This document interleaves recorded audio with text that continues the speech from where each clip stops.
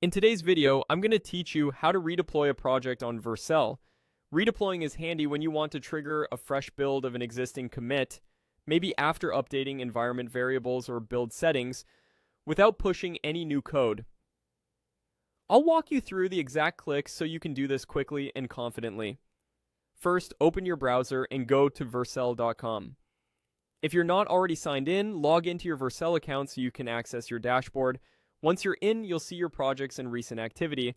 We're heading straight to the place where all builds live. Next, click on the Deployments tab. Depending on your layout, this might be visible from your project view or the account overview. The Deployments tab lists every deployment, both production and preview, along with their status, commit, and timestamp. This is where you'll choose exactly which build you want to rerun. Now select a deployment and click it to open its details. Take a second to confirm you've got the right one by checking the environment, the commit message, and the time it was created. Opening the deployment gives you access to logs, settings specific to that build, and the controls you'll need for the redeploy. In the deployment view, click on the three dots menu. This menu holds quick actions related to the selected deployment. It's the control center for things like copying the URL, inspecting settings, and in our case, kicking off a new build from the same source.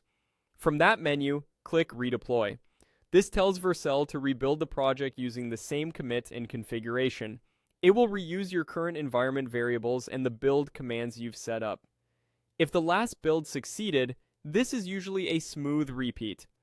If it failed, this step gives you a clean slate to verify any fixes you've made to your configuration. You'll see a confirmation. Click Redeploy again to proceed. As soon as you confirm, Vercel queues the job and starts building. Keep an eye on the real-time logs on the deployment page. They'll show each phase, from installing dependencies to running your build and finalizing. Build times vary based on your project size and cache availability, so give it a moment. When the status switches to ready, the redeploy is complete and the deployment URL points to the freshly built version. That's all there is to it.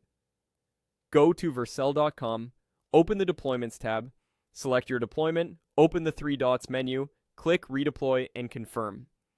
Vercel handles the rest automatically, so you can stay focused on your project.